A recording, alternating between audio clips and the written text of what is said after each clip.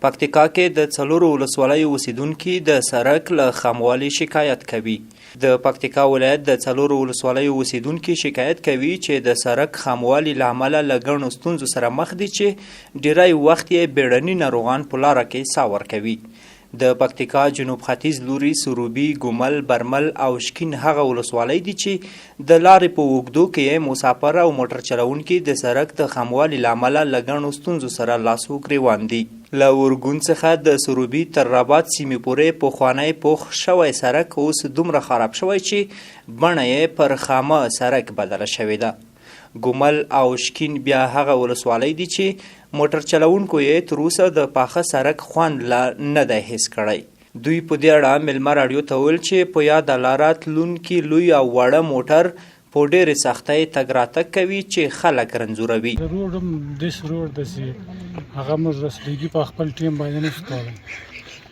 موږ که مریض وي که هر شی صحیح په خپل ټیم باندې نشو رسېدلی. دلته چې خلک دی یو خو د روډ ډېر سخت خام ده، ځکه دلته موږ ته چې اجال مریض راوځي سروبي ته اورګون ته یې رسوو، دا یې خپل ژوند د لاسه ورکړي. بیا کېدای چې مریض راوځي راوباسو په ګاډي کې واچو، د خوړ راغلی ګاډ غم هغه کې وځنډوي، بیا چې راسي بیا مریض ته د ډېرو مشکلاتو سره مخامخ کېږي. سړکونه ډېر زیات خراب ان که وګورو 15-12 کاله کې د موږ سړک په دغه ویجاړ ال رود ده، څوک یې د پوښتنې نشته. نو اسلامي امارت نه مو دا غوښتنه ده، په کلکه مو دا غوښتنه ده چې موږ ته دا روډونه پاخه کړي.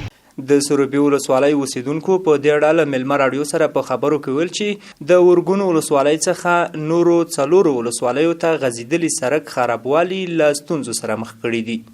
دوی همداراز زیاتوي چې بیړني ناروغان یې په ډېرې سختۍ ځینې د اورګون تر روغتون ورسوي او ځینې بیا په لاره کې ساه ورکړي.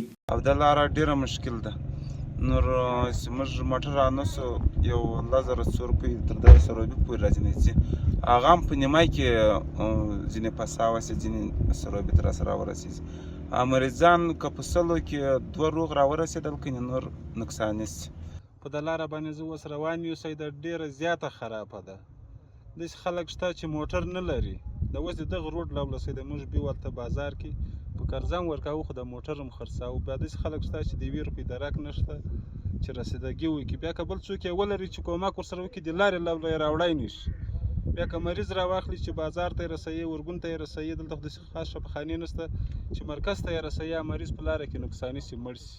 په ورته وخت ولایتي چارواکي هم مني چې د اورګون ولسوالۍ له بازار څخه نورو څلورو ولسوالیو ته غځېدلی 44 کیلومتره سړک خراب دی او خلک یې له ستونزو سره مخ کړي دي.